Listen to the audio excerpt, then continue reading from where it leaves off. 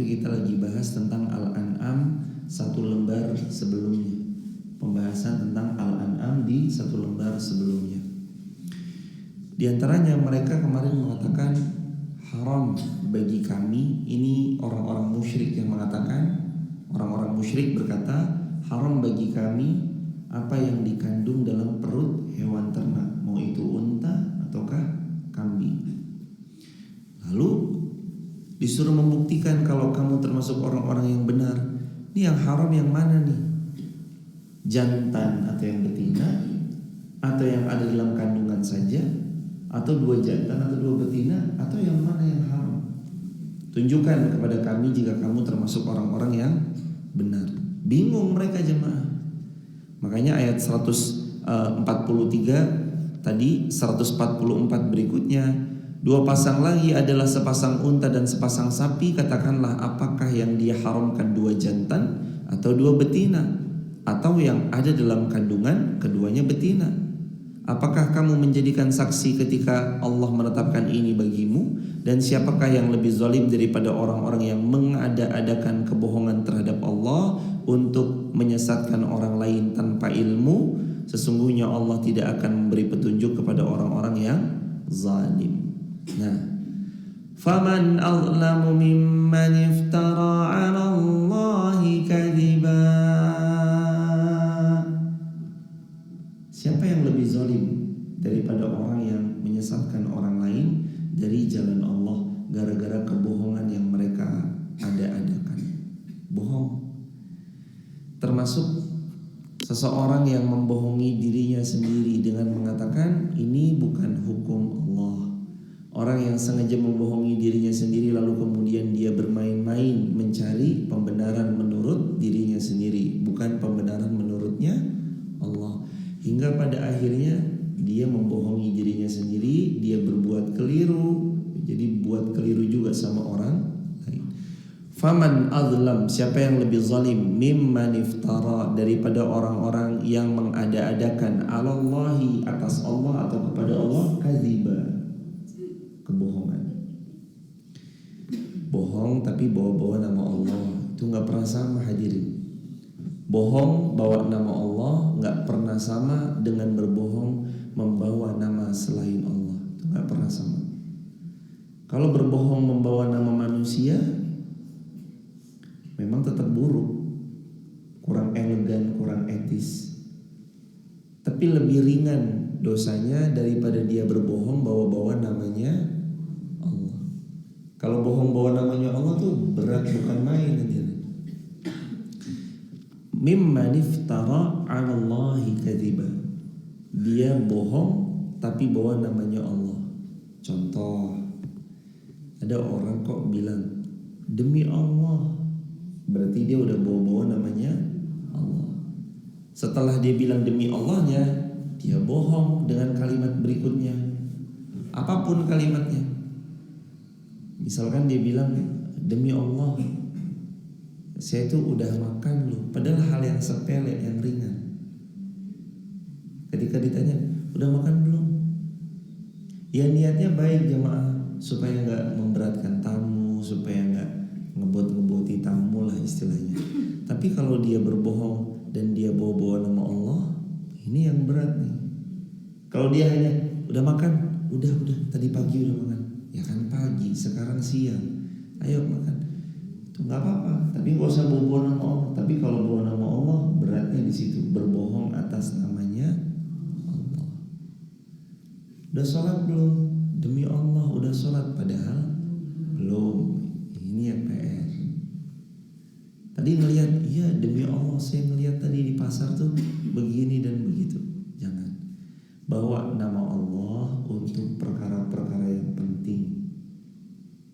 Jangan untuk perkara-perkara yang remeh semata. Akhirnya nanti orang meremehkan sebutan demi Allah karena terlalu sering dipakai. Dan kita boleh bersumpah cuma dengan demi Allah. Selain itu enggak. Demi Allah, tallahi, billahi, wallahi. Hanya itu aja. Selain itu enggak. Hadirin sekalian yang dirahmati Allah, Karenanya Allah Subhanahu wa taala berfirman, minadh-dha'ni itsnain. Karenanya Allah Subhanahu wa taala berfirman, faman azlamu mimman iftara 'ala Allahi kadziba. Kalau kita mau tahu kezaliman yang paling tinggi, di antaranya adalah azlam. Ini zalim yang paling puncaknya. Ketika seorang hamba berbohong, membawa-bawa namanya Allah. Faman azlam, siapa yang lebih zalim lagi? Artinya nggak ada yang lebih zalim kecuali orang ini nih, yang kezalimannya sangat tinggi. Mimman iftara 'ala Allahi kadziba. Siapa yang zalim? Kebangetan zalimnya yaitu mereka yang berdusta, berbohong, bawa-bawa namanya Allah. Liyudillan nas bighairi ilm, untuk nyesatin manusia tanpa ilmu, untuk membuat keliru manusia tanpa ilmu. Gak punya ilmu, nyesatin manusia tanpa ilmu. Ada seseorang menyesatkan manusia tanpa ilmu. Siapa mereka? Yang berbicara dengan bicara yang dusta, berucap dengan ucapan yang dusta, mengada-adakan sesuatu dengan ada-adaan yang dusta, dan mereka menyesatkan manusia dari jalannya Allah, menjauhkan manusia dari mengingat Allah. Akhirnya kan kita gak sadar hadirin, karena sudah tertawan kejahilan tuh kadang gak sadar manusia ini udah makin jauh dari Allah. Padahal kalau dia mau sadar dan mau kembali kepada Allah, dia bisa kembali kepada Allah. Karenanya ayat ini berbunyi, liyudillan nasa bighairi ilm, dan mereka menyesatkan manusia tanpa ilmu. Tahu gak yang membuat kita akhirnya semakin ada di jalan yang lurus setelah taufik dan pertolongan Allah? Kita yang minta setiap kali kita sholat, ihdinas shiratal mustaqim. Apa terus yang membuat kita tetap ada di jalan yang lurus? Ilmu. Tulis di kolom komentar teman-teman TikTok, YouTube, Instagram.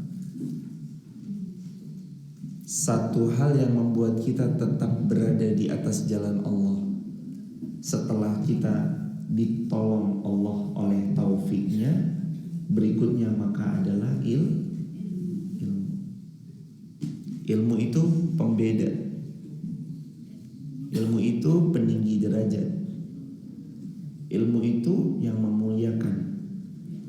Maka hadirin, kalau ada orang kok dia membiarkan dirinya tertawan kepada kejahilan, biasanya rusak kehidupannya, jauh dari Allah, gara-gara jahil. Kalau ada orang yang mau mendekat kepada Allah, maka dia harus punya satu item yang membuat dia terikat makin dekat dengan Allah. Satu item itu namanya ilmu. Apa yang membuat kita tetap ada di jalan yang lurus? Setelah taufik pertolongannya Allah, maka berikutnya adalah ilmu. Ilmu itu ya pagar jemaah yang menjaga diri.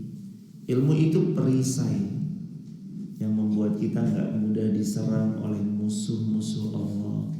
Ilmu itu hijab yang menghijabi kita dari sesuatu yang tidak Allah sukai. Itu ilmu, perangkatnya dengan belajar.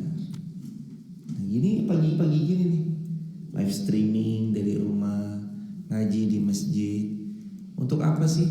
Dapat ilmu. Ketika dapat ilmu, diamalkan. Sudah diamalkan, sudah dapat, ajarkan lagi sama yang lain. Ini pentingnya berilmu.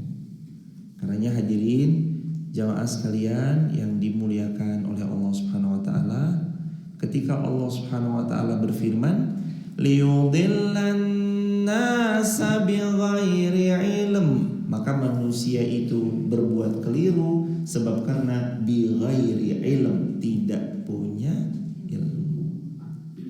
Kalau mau lurus, kalau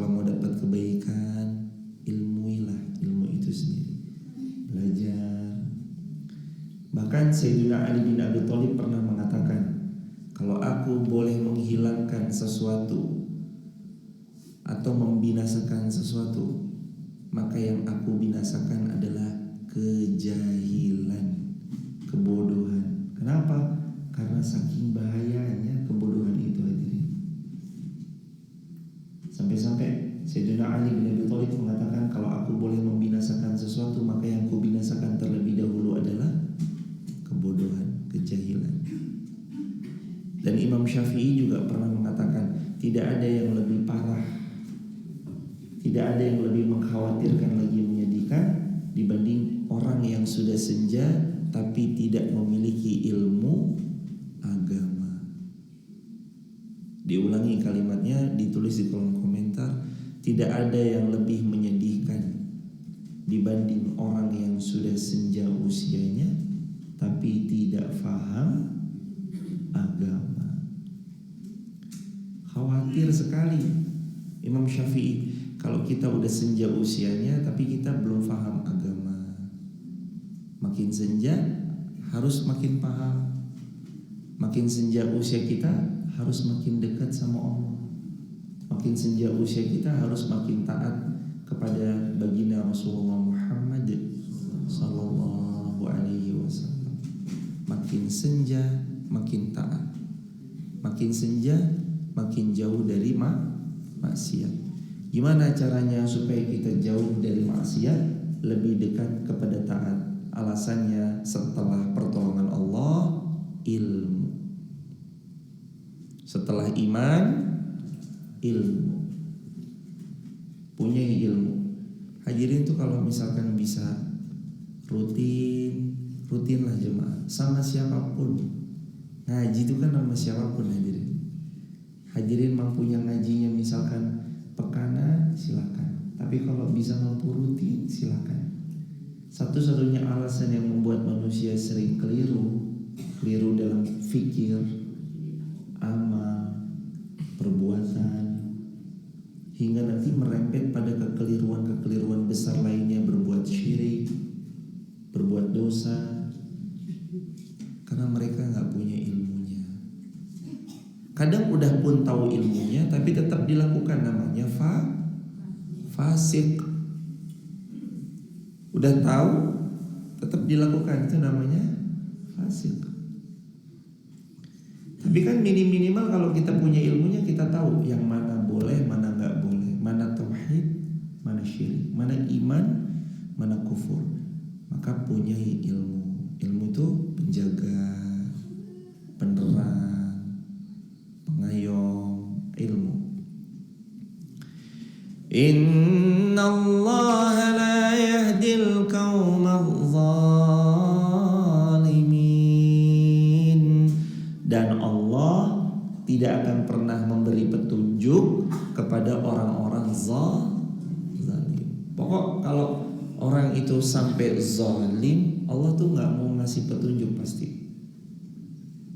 Kalau orang ini kok sampai berbuat yang aneh-aneh, zalim pada saudaranya, zalim pada kanan kirinya, la yahdi qaumaz zalimin. Allah gak akan pernah memberi petunjuk kepada mereka yang berbuat zalim. Kezaliman itu dua unsur. Satu, menganiaya diri sendiri, ya termasuk kezaliman. Yang kedua, menganiaya orang lain. Unsur pertama unsur kedua nggak didapatkan. Artinya dia nggak zalim sama orang lain. Tapi kalau dia zalim sama dirinya sendiri, ya tetap zalim. Sabda Nabi kan dalam hadis Muslim, la darar wala dirar. Coba diulangi bersama-sama. La darar wala dirar. 1, 2, 3. La darar wala dirar.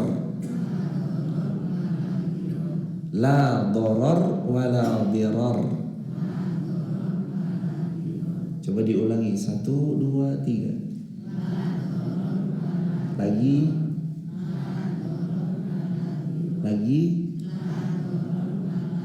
Terakhir. Sekali lagi.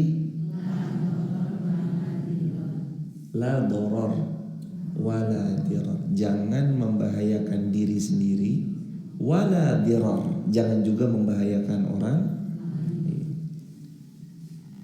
Kita ada dalam bahaya kalau kita menjauh dari ilmu. Lalu karena keterbatasan ilmunya buat zalim. Setelah kezalimannya mengakar, walhasil Allah nggak suka. Innallaha la yahdi al-qaum adh-dhalimin. Dan nanti akhirnya Allah nggak mau beri petunjuk kepada orang-orang yang berbuat zalim. Allah nggak ngasih petunjuk pada mereka-mereka yang zalim. Makanya jangan memudaratkan diri sendiri, jangan memudaratkan orang lain. Terus juga makna zalim lain. Makna zalim lain itu diantaranya adalah engkau menempatkan sesuatu bukan pada tempatnya. Itu juga zalim. Apa maknanya menempatkan sesuatu kok nggak pada tempatnya? Ketika kita berbuat, beramal, atau melakukan sesuatu di mana sesuatu yang dilakukan termasuk sesuatu yang tidak Allah sukai. Zalim. Alhamdulillah. Ya hadikum lislih balakum.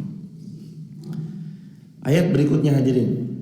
Qul la ajidu fima uhiya ilayya muharrama. Ayat 145. Katakanlah, tidak kudapati di dalam apa yang diwahyukan kepadaku sesuatu yang diharamkan untuk memakannya bagi yang ingin memakannya, kecuali daging hewan yang mati bangkai, darah yang mengalir, daging babi karena ia adalah najis, atau yang disembeli secara fasik, yaitu disembeli disebut nama selain Allah. Jadi yang namanya hewan ternak itu halal hukumnya selama dia bukan bangkai, selama dia bukan disembeli dengan nama selain Allah. Artinya kalau dia disembeli dengan menyebut nama Allah maka halal. Tapi kalau sembelihannya itu disembeli dengan cara yang fasik, gak nyebut nama Allah, maka dia jadi haram. Kemudian darah sama daging babi. Apakah daging babi itu berarti dagingnya saja, kulitnya jauh kemudian halal? Kulitnya halal apa haram? Kulitnya haram. Kalau kulitnya, kan ini kan katanya walahmul khinzir, daging babi. Berarti apakah bulunya halal apa haram? Bulunya yang haram. Kalaupun tinggal secuil seujung kuku lalu dagingnya diperes sampai tetesan satu tetes minyak itu keluar, minyak setetesnya itu halal apa haram? Haram. Semuanya haram. Jadi lahmul khinzir bukan cuma dagingnya aja, tapi semuanya hadirin. Semuanya. Bulunya, kulitnya, kukunya, semuanya, dagingnya, dan bahkan ketika dagingnya dipres sampai hanya keluar satu tetes minyak babi, minyaknya pun haram. Minyaknya pun haram. Darah juga termasuk. Darah sesuatu yang Allah haramkan. Darah gak boleh dimakan. Tapi kan kadang ada ya, dijadikan, dibekukan darahnya terus jadikan dedeh atau didih, dedeh. Itu diharamkan dalam Islam untuk dikonsumsi. Gak boleh makan darah. Begitu hadirin. Lalu kemudian Allah Subhanahu wa ta'ala juga berfirman, maitah, mayat, bangkai kambing itu boleh dimakan asalkan kambing itu tidak dalam keadaan bangkai. Dan kalau ada mudarat seperti kena penyakit PMK misalkan, kukunya melepuh, lidahnya rusak, bolehkah dikonsumsi hewan yang berpenyakit? Boleh, tapi bagian-bagian yang dirasa aman dari penyakit. Dagingnya aman, kakinya gak aman, maka kakinya gak bisa dikonsumsi sama lidahnya. hatinya misalkan banyak ulat, cacing dan segala macam, hatinya nggak aman, hatinya dibuang. Yang aman itu yang dikonsumsi. Maitah. Nah kemarin udah dibahas juga, boleh makan bangkai nggak? Boleh. Yang boleh hanya berapa? 2. Bangkai apa saja yang boleh dikonsumsi? Ikan sama belalang. Ikan sama belalang boleh. Kalau hewan laut nanti ada anjing laut, boleh nggak dimakan? Nah, anjing laut,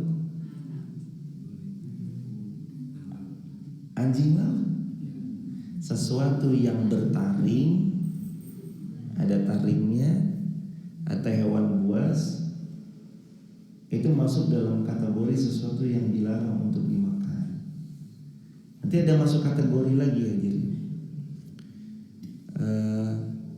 Ketika kita bertemu sama sesuatu yang bertaring, ada ketentuannya lagi. Belum lagi ketika nanti kita bertemu sama sesuatu yang menjijikan, ada ketentuannya lagi. Jadi memang fikih ini sekali lagi luas. Semua makhluk laut, ya. Yang mana tapi? Apakah nanti yang beracun juga termasuk boleh kita makan? Nah, itu bahasan yang beda lagi. Karena tidak semua ikan lalu terus kemudian bisa dikonsumsi. Ada ikan yang beracun, ada. Terus gimana mengkonsumsi ikan yang beracun? Enggak. Gitu hadirin. Nah, makanya nanti pelan-pelan kita juga bahas tipis-tipis, belajar tipis-tipis agar supaya makin tahu. Kan supaya menghilangkan kejahilan itu ada ilmu yang didapat, supaya hilang kejahilan perlahan-lahan. Maitah nggak boleh. Apa itu maitah? Mayat, bangkai, kecuali bangkai belalang dan bangkai ikan. Bangkai ikan boleh, belalang boleh. Nah, belalang itu jadi hukumnya apa kalau dimakan? Halal, boleh belalang dimakan. Audam atau darah masfuhan yang mengalir, haram dimakan. Atau lahma, daging khinzir, babi, haram dimakan. Fa innahu, karena semua itu rijsun, adalah najis. Maka sholat yang masih ada menempel darahnya itu gimana? Sebaiknya disekat semampunya. Contoh kejadian ketika kemarin kakinya terkena sesuatu, lalu kakinya berdarah, tapi telah tiba waktu sholat. Gimana hadirin? Berdarah tapi masuk waktu sholat. Apakah terus kalau darahnya terus mengalir kita nggak sholat gitu? Nah, caranya dibasuh darahnya semampunya, disekat sampai sehilangnya. Setelah itu lalu sholat. Kalau pas sholat dia tetap mengalir, lanjut. Yang penting sudah berupaya untuk ditutup.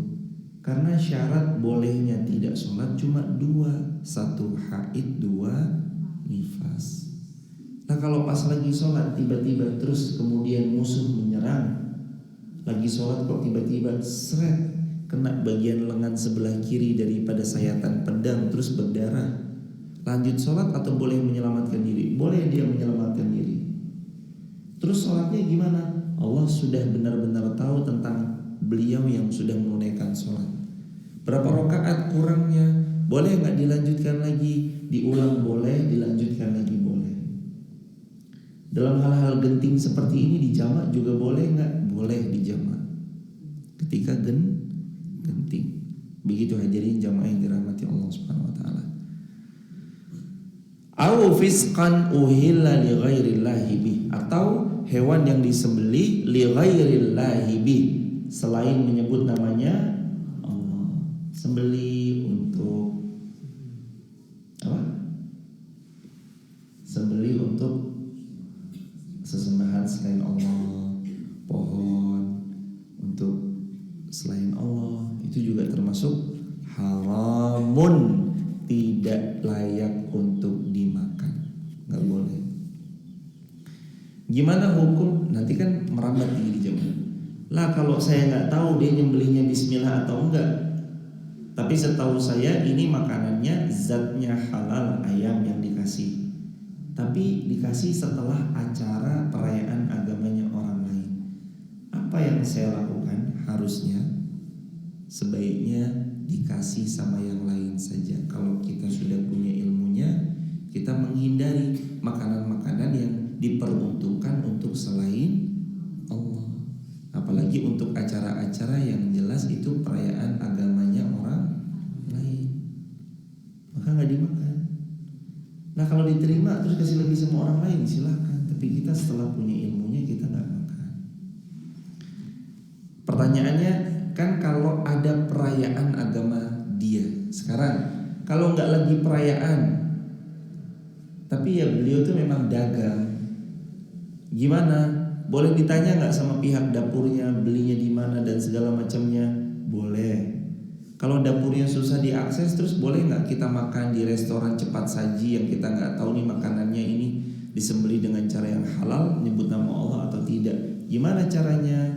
Baca bismillah sebelum makan. Sebelum makan baca bismillah. Itu caranya.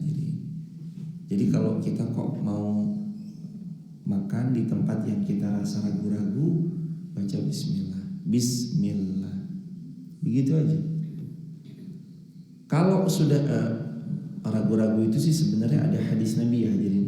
Da' ma yaribuk ila ma la yaribuk. Kata Nabi Muhammad, kalau ragu tinggalkan. Beralihlah kepada apa yang ya yakin. Jadi kalau kita kok ragu nih restoran ini nih halal apa haram ya, pindah aja. Cari yang pasti halal. Kecuali kalau kita tuh tinggal di negeri yang nggak ada, semua toko nih hampir rata-rata haram semuanya, nggak ada yang halal kecuali sulit. Maka baca bismillah asalkan zatnya halal. Yang penting kita tahu, oh ayam halal, oh sapi halal. Nah kita di negerinya orang kita nggak tahu nih, ini masaknya tercampur atau enggak dan seterusnya, baca bismillah. Tapi kalau bisa nanti cari yang halal, cari yang halal. Contoh juga hadirin juga bisa lihat di aplikasi sekarang ada aplikasi halal, mencari tempat yang halal di negeri yang jauh, misalkan restoran-restoran halal di mana aja. Ada aplikasi yang hanya menyuguhkan restoran halal. Cari jemaah, jangan sampai kita terjebak pada yang haram.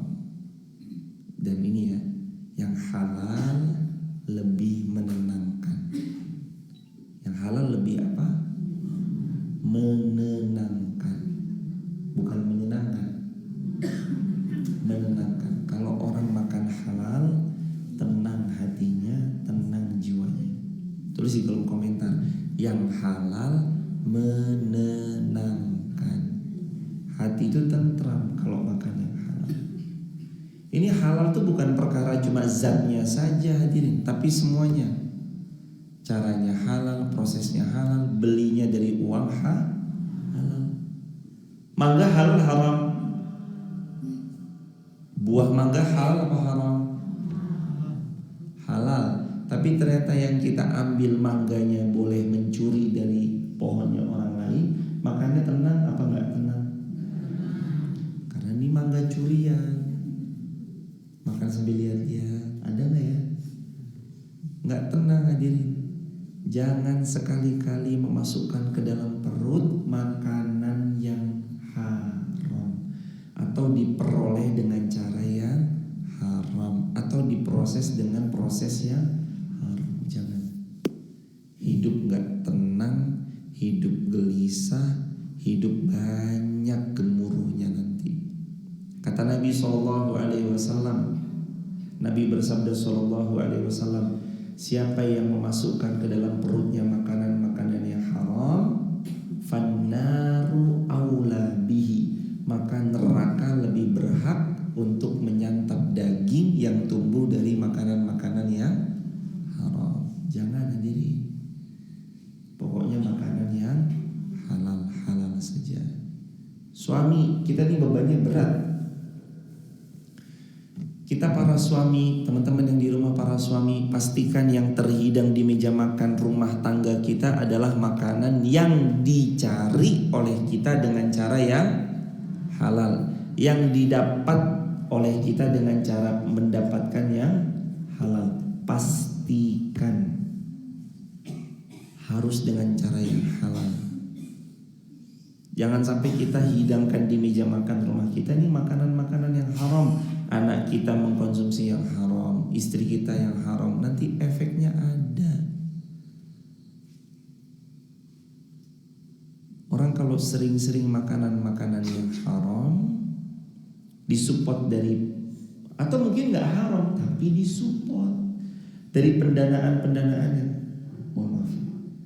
Dia mungkin makanannya halal, diprosesnya halal, tapi cara mendapatkannya disupport dari dana-dana yang haram, pendanaan yang haram, ya jatuhnya membuat daging yang tumbuh berdasarkan harta haram ini daging yang gak baik. Akhirnya rusak semuanya gara-gara makanan haram. Maka hadirin, kalau mau hidup kita tenang, selain memang kita menghindari rasa ingin tahu dari hidupnya orang lain, kurang-kurangi baca status, kurang-kurangi nanti kita melihat kenikmatan orang lain. Hidupnya tenang itu dengan cara menghindari makanan yang haram, makan makanan yang halal, yang pasti halal aja jemaah. Jangan sentuh-sentuh yang haram, bahaya. Famanitturra ghaira baghi wala 'adin fa inna rabbaka ghafurur rahim. Tapi barang siapa yang terpaksa itu apa kategorinya? Kalau ada di dalam hutan tidak didapati kecuali yang haram, lalu kalau tidak makan dia mati. Jadi faktornya kalau tidak makan dia mati. Famanitturra, barang siapa yang terpaksa, ghaira baghin, bukan karena dia ingin. Jadi benar-benar terpaksa, bukan karena dianya ingin, tapi terpaksa. Wala adin, tidak pula melampaui batas. Yang penting dia terpaksa nih, kalau nggak makan babi mati di tengah hutan, benar-benar di tengah hutan, sulit mendapatkan makanan, dia udah hampir-hampir mati karenanya, yang ada di hadapannya cuma babi. Wala adin, asalkan tidak melampaui batas. Jadi syaratnya tiga. Satu, terpaksa. Dua, bukan keinginannya sendiri. Tiga, tidak melampaui batas. Apa Allah berfirman dalam ayat ini? Fa inna rabbaka ghafurur rahim. Sesungguhnya Allah itu maha ghafur, pengampun, rahim lagi maha penyayang. Allah pengampun lagi maha penyayang. Coba jemaah lihat ya, orang kalau sudah sampai benar-benar menemui kondisi ini, terpaksa, dia nggak ingin, bukan karena keinginan dirinya. Dan satunya lagi, wala adin, tidak melampaui batas, artinya nggak disimpan. Jadi daging babinya dalam keadaan terpaksa benar-benar bisa menyebabkan kematian kalau dia nggak makan, cuma dimakan yang bisa membuat tulangnya tegak kembali dan dia bisa berdiri lagi. Bukan kok habis itu, lah enak ya ternyata, saya tak simpan lagi 3 kilo buat stok. Nggak boleh disimpan untuk stok, itu nggak boleh. Jadi makan secukupnya, benar-benar dalam keadaan darurat. Kalau dia udah diri, udah cari lagi yang halal, berusaha cari yang halal.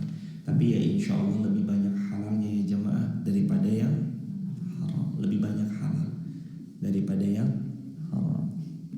Wala adin, yang penting tidak boleh melampaui batas. Fa inna rabbaka, sesungguhnya Tuhanmu Allah, ghafurur rahim, maha pengampun lagi maha penyayang. Terakhir, Wa 'alal ladzina hadu harramna kulla dzi dhufur.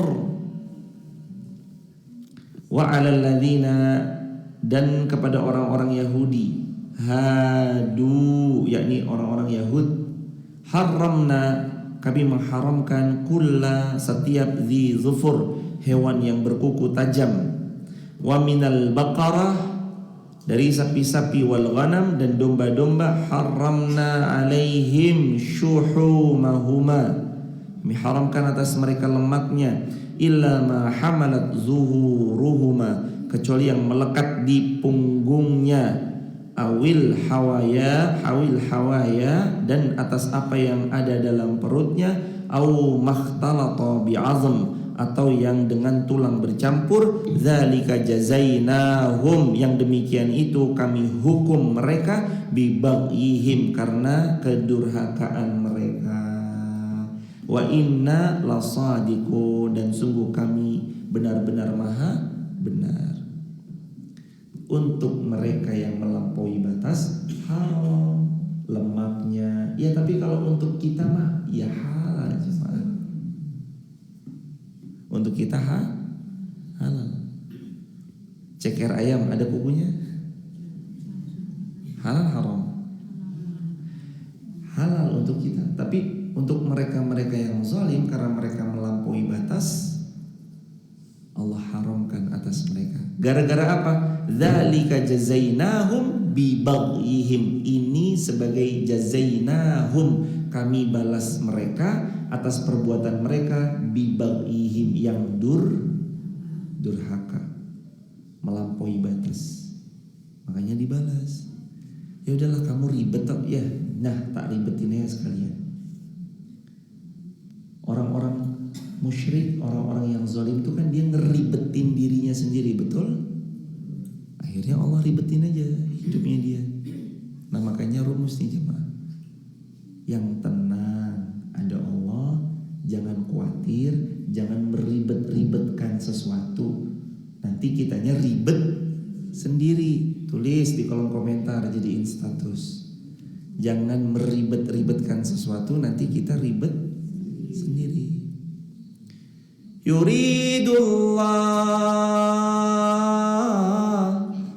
Yuridullahu bikumul yusra wa la yuridu bikumul usra. Allah maunya kita mudah. Wala yurid, dan Allah enggak mau bikumul usra, kita kesulitan. Allah maunya kita mudah. Allah enggak mau kita sulit. Jadi jangan ngeribet-ribetin. Kalau kita ngeribet-ribetin akan sesuatu, nanti kita yang ribet sendiri. Agama ini mudah. Agama ini apa hadirin? Mudah. Jangan dipersulit. Agama ini mudah loh jemaah. Jangan dipersulit. Bangun sholat, bangun zikir, bangun tipis-tipis buka Quran, sebarkan kebaikan, ikut ngaji, belajar. Waktu duha, sholat duha. Yang kerja silakan bekerja, yang dagang silakan berdagang. Simple, jangan dibuat ribet. Bani Israel, orang-orang kufur, orang-orang fasik, munafik, zindik, zalim, yang mereka karena meribetin dirinya sendiri, ya mereka ribet ya karena dirinya sendiri. Padahal Allah maunya gampang, mudah. Dzalika jazainahum, yang demikian itu kami balas mereka, bibaghihim, karena durhakanya mereka. Wa innal shadiqun, karena Allah maha benar dari segala yang benar. Allah maha benar, benar-benar maha benar Allah itu. Yuk, mudahkan orang lain, gampangkan urusan orang lain, jangan dipersulit. Pesan Nabi, yassiru wala tu'assiru, permudahlah dan jangan dipersulit. Wabashiru wala tunaffiru, beri kabar gembira, jangan membuat orang lain kabur, lari, takut. Yang yang senang gitu jemaah. Pokoknya 2 syaratnya supaya kita hidupnya ini benar, ayam, tentrem, ditata Allah. Yang pertama iman, yang kedua ilmu, ditata hidupnya sama Allah. Imannya dijaga dari syirik, dari noda-noda yang bisa menodai tauhid, imannya dijaga.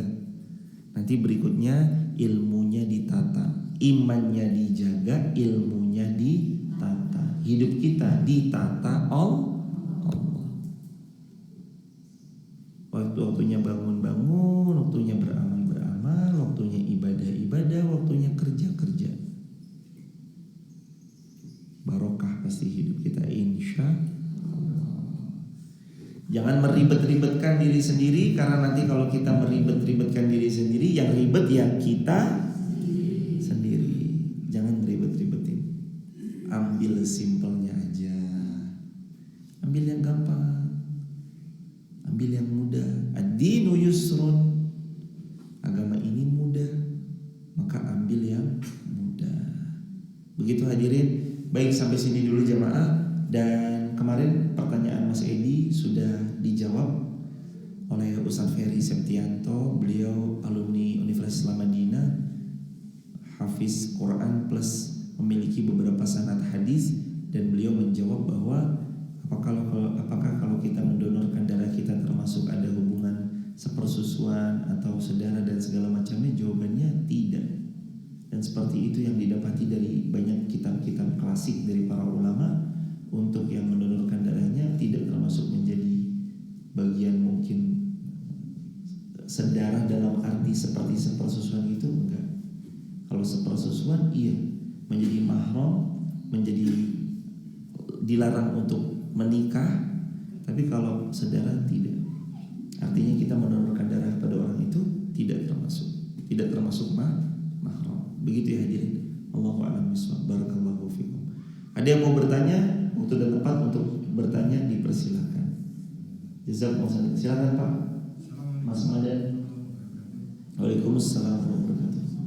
Pertanyaan masalah perkumpulan itu dana yang menjadikan haram untuk perkumpulan seseorang itu. Pertanyaannya, kalau kita mengumpulkan uang untuk lingkungan itu umumnya yang saya pernah lakukan itu dulu untuk meraih dana untuk selamatan bulan Suro, untuk selamatan bulan itu bukan umpama, itu beneran beneran bukan umpama. Jadi untuk beli ayam, ingkung dan selamatan itu dan lain-lain lah, itu banyak yang dilakukan. Itu bagaimana itu termasuk haram atau bagaimana itu, walaupun ya, itu halal kayaknya karena tujuannya untuk selamatan bulan Suro dan sebagainya lain itu bagaimana? Itu saja pertanyaan saya.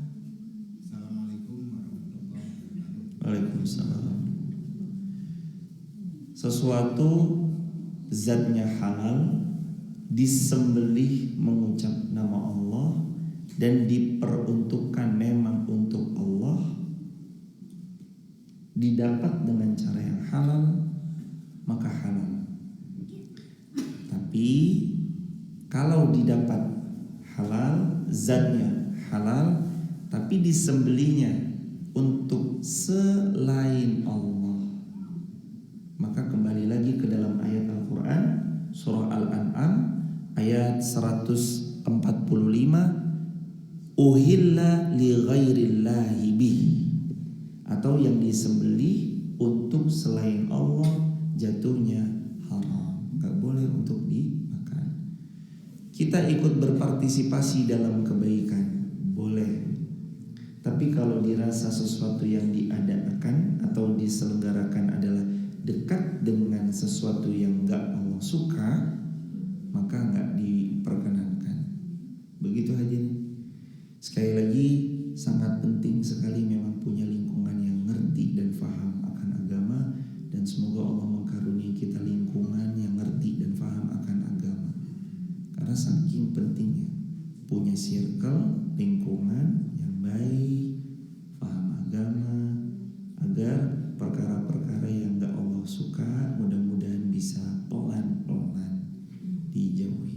Allahu a'lam bishawab. Barakallahu fikum.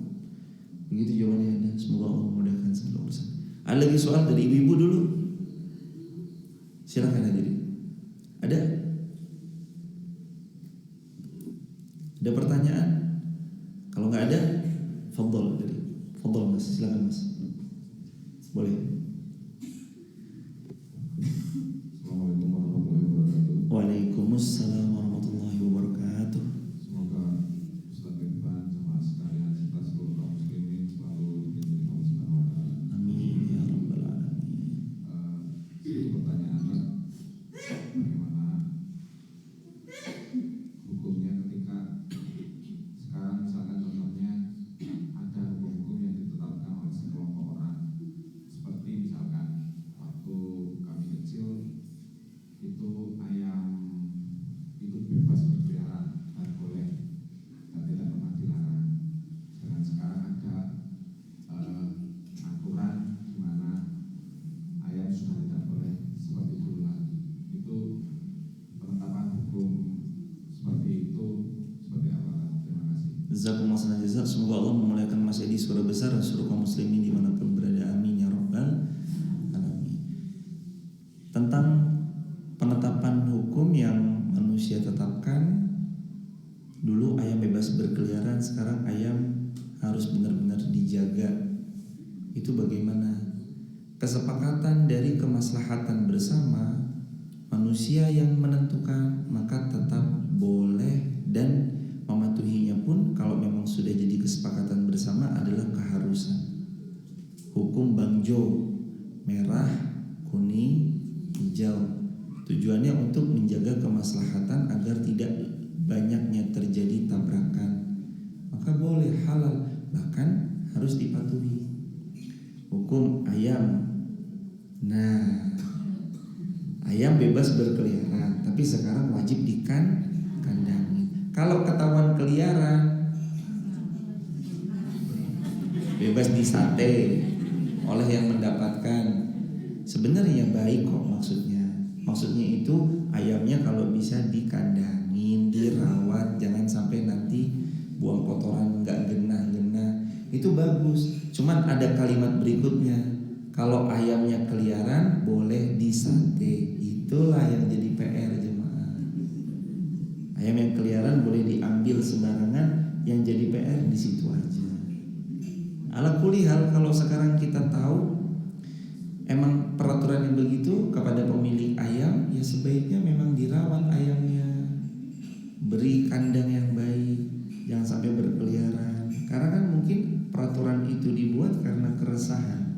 Ini ayamnya buang kotoran nggak genah-genah, buang kotorannya kadang di teras rumahnya orang. Akhirnya orang nggak suka, akhirnya buat peraturan, muncullah peraturan yang begitu. Kalau memang kebaikan bersama, ini sekali lagi jemaah, demi kemaslahatan bersama, nggak apa-apa, silahkan. Tapi dengan cara sesuai yang Allah suka. Jangan sampai yang tadi, kalau ketahuan keluar, pokoknya boleh disate. Ya kalimat yang itu dihapus. Kalau ketahuan keluar, ya mungkin didenda-dendanya dipakai untuk RT-an, nggak apa-apa. Itu boleh untuk kemaslahatan bersama. Tapi kalau tiba-tiba boleh disembelih, yuk disate sama orang yang nangkep, ini enggak. Aturan manusia kalau memang tidak bertentangan dengan ketetapannya Allah, bertujuan untuk menjaga maslahat umat, apalagi kita mendapatkan manfaat dengan peraturan itu, ada lampu merah, kuning, hijau, lebih tertib, akhirnya di perempatan lebih bagus, enggak tabrakan dan seterusnya, itu boleh dan silakan dipakai. Allahu a'lam bishawab. Barakallahu. Ada lagi hadirin, ibu-ibu silakan. Mikrofonnya boleh diatur Mas. Silakan hadirin. Boleh dibantu ibu. Jazakumullah khairan. Silakan hadirin. Assalamualaikum warahmatullahi wabarakatuh. Waalaikumsalam warahmatullahi wabarakatuh. Menyinggung masalah tadi berbohong. Saya tahu berbohong itu dosa, tapi saya sudah pernah mendengarkan Rasulullah itu pernah membohongi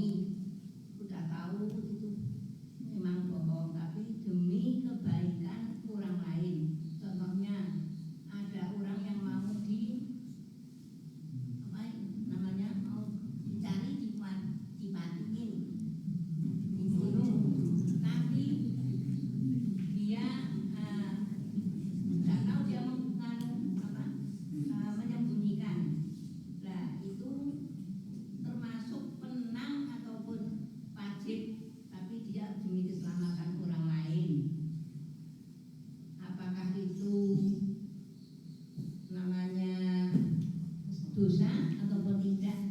Monggo. Jazakumullah khairan. Ibu, terima kasih banyak. Semoga Allah memuliakan ibu sekeluarga besar dan seluruh kaum muslimin dunia akhirat. Semoga selalu semakin dimuliakan Allah. Amin ya rabbal alamin. Dusta putih, ada bohong yang diperbolehkan. Nabi pernah berbohong enggak? Nabi selalu jujur. Tapi dalam medan jihad, berperang, boleh siasah. Masa ya perang, nanti aku mau nyerang ya, siap-siap. Kan enggak. Berperang ya siasah. Ada manuver, ada bermain gimana caranya. Nah, terus mana yang bukan termasuk kebohongan? Atau lebih tepatnya mana yang sejatinya tuh diperbolehkan dalam bicara yang notabene mungkin terkesan bohong, tapi sebenarnya ini bukan berbohong, melainkan diperbolehkan. Ada yang pertama, ketika dalam peperangan. Perang, silakan atur strategi yang baik. Yang masa perang jujur tuh kalah duluan kalau perang jujur cuma. Perang atur strategi yang baik. Yang kedua, orang itu memuji pasangan hidupnya. Suami muji istri, istri muji suami. Ibu, ya Allah, makin hari makin muda aja. Kok nggak tua-tua? Emang ada? Ada nggak kita yang nggak tua-tua? Ada. Ya, tiap kita pasti tua, hadirin. Makin tua makin cantik.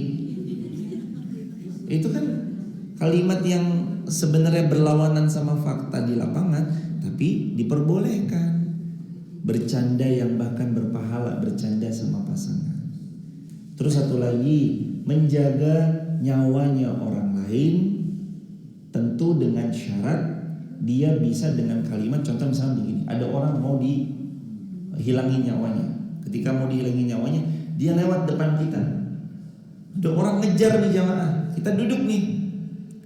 Orang ini terus kemudian bilang, tadi melihat nggak ada orang lewat di sini? Nah, terus kita berdiri, kita bilang, semenjak saya berdiri, saya belum melihat orang lewat di depan saya. Itu sebenarnya jujur atau enggak? Hah? Semenjak, kan ngelihatnya pas duduk, kan ngelihatnya orang lewat pas duduk, betul? Jadi dia berdiri toh. Semenjak saya berdiri, saya belum pernah lihat orang lewat. Betul nggak? Ya sebenarnya betul jemaah, untuk menjaga nyawanya orang ini. Begitulah hadirin. Ini kan gini jemaah. Nabi bercanda itu ya bercandanya ya jujur jemaah. Ya Rasulullah, suami saya, ada seorang perempuan bilang gitu. Terus Rasulullah bilang, suaminya ibu. Iya ya Rasulullah, suami saya. Suaminya ibu yang matanya ada hitamnya. Enggak ya Rasulullah, matanya putih. Loh, bener nggak Rasulullah bilang matanya ada hitamnya? Bener nggak? Ya bener toh. Ya Rasulullah bercanda juga nggak pernah bohong. Terus ya Rasulullah, ayo naik ke unta saya, naik ke anak unta. Enggak ya Rasulullah, ini unta dewasa. Ini anak unta kan? Enggak ya Rasulullah, ini unta sudah dewasa ya Rasulullah. Bagaimanapun unta dewasa itu anaknya unta, bukan? Ya. Artinya Rasul bilang unta dewasa pun anak unta, benar nggak hadirin? Benar. Jadi Rasul nggak pernah bohong ya hadirin. Rasul berstrategi dalam perang iya, tapi berbohong enggak.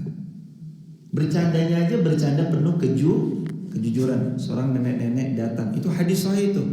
Hadis sahih riwayat Muslim. Nenek-nenek datang, ya Rasulullah, saya nanti masuk surga enggak? Nenek, kalau nenek-nenek enggak ada di surga, sedih dia. Waduh, masa di surga enggak ada nenek-nenek? Loh, kenapa nenek sedih? Ya berarti saya enggak masuk surga dong. Bukan begitu. Di surga memang enggak ada nenek-nenek karena semua penghuni surga umurnya 33 tahun. Jadi hari ini nih, ibu yang insya Allah, masya Allah ahli surga semua, bapak yang insya Allah ahli surga semua. Ini rambut kita yang putih, tulang yang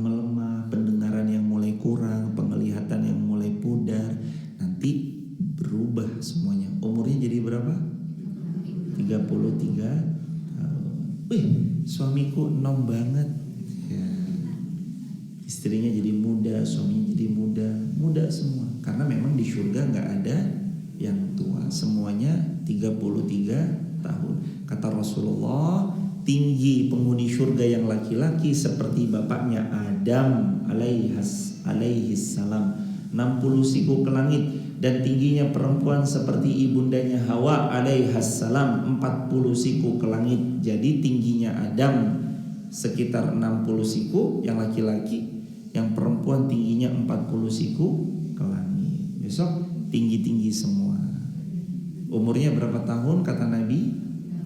Kira-kira sekitar 33 tahun. Satu pohon di surga itu jauhnya kata Nabi Muhammad riwayat Muslim, perjalanan kuda tercepat lari tidak pernah berhenti tanpa henti. Maksudnya satu pohon luasnya, gedenya pohon itu 100 tahun kuda yang paling cepat berlari tanpa henti belum sampai ujungnya. Satu pohon. Kalau kita punya 100 pohon, berapa itu hadirin? Luas surganya Allah. Maka jangan ditukar, dunianya cuma sebentar, akhirat selamanya. Nanti abadi tinggal di sana, senangnya abadi. Kalau di sini kan senangnya terbatas saja mah. Umur 12 tahun sampai 40 tahun ya masih kerasa lah. Ntar umur 41 tahun udah mulai nahan-nahan. Jangan yang ini, jangan yang itu, begitu toh. Tapi ntar di surga senang semuanya. Makan boleh semuanya, nggak ada pantangan. Kalau di sini kan ada pantangan. Gula kurang-kurangi, minyak kurang-kurangi, apalagi kacang-kacangan kurang-kurangi. Nanti di surga lapang semuanya, bahagianya selamanya, senang-senangnya selamanya. Ayo hadirin, siap-siap, kita mau pulang. Barakallahu fikum. Ada lagi pertanyaan hadirin? Ibu-ibu lagi? Silakan. Ada? Alhamdulillah. Jamaah besok ngajinya Sabtu Sat night libur dulu ya hadirin. Ngajinya Sabtu libur dulu. Sabtu malam Ahad libur dulu. Karena nanti mau dipakai kemah, mau dipakai camping di sini. Begitu hadirin, insya Allah. Dan mudah-mudahan kita semuanya istiqomah sampai nanti kita wafatnya husnul khatimah. Titip salam buat keluarga jamaah. Insya Allah keluarganya jamaah semua semakin sakinah mawaddah warahmah. Anak cucu jamaah semua semakin salih salihah. Barakallahu fikum. Kita akhiri dengan doa bersama-sama. Astaghfirullah wa natubu ilaih. Allahumma sholli ala Muhammad wa ali Muhammad. Allahumma ansur ikhwanal muslimin fi Palestin wa fi Suriah wa fi Iraq wa fi Afghanistan wa fi Uyghur. Allahumma inna nas'alukal jannah wa na'udzubika min sakhatika wan nar. Allahumma inna nas'alukal jannah wa na'udzubika minan nar. Allahumma innaka afuwun karim tuhibbul afwa fa'fu anna. Allahumma innaka afuwun tuhibbul afwa fa'fu anna. Allahumma innaka afuwun tuhibbul afwa fa'fu anna. Rabbana zalamna anfusana wa illam taghfir lana wa tarhamna lanakunanna minal khasirin. Rabbana atina fid dunya hasanah fil akhirati hasanah wa qina adzabannar. Alhamdulillahirabbil alamin. Hadirin di TikTok, YouTube, Instagram, terima kasih banyak sudah membersamai. Bila mana ada yang berkenan bergabung di grup WhatsApp kajian kami, silakan hadirin bisa save nomor WA-nya 0812 13 60 70 20 atau silakan dibuka uwir.co.id. uwir.co.id. Silakan dibuka uwir.co.id. Begitu ya sahabat.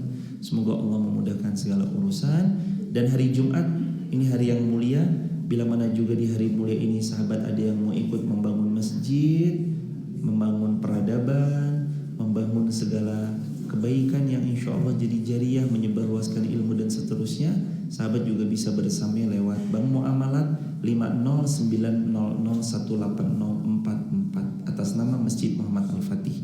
5090018044 atas nama Masjid Muhammad Al-Fatih. Diakhiri dengan hamdalah bersama-sama. Alhamdulillahirabbil alamin. Kafaratul majlis. Subhanakallahumma bihamdika asyhadu an la ilaha illa anta nastaghfiruka wa natubu ilaik. Assalamualaikum warahmatullahi wabarakatuh.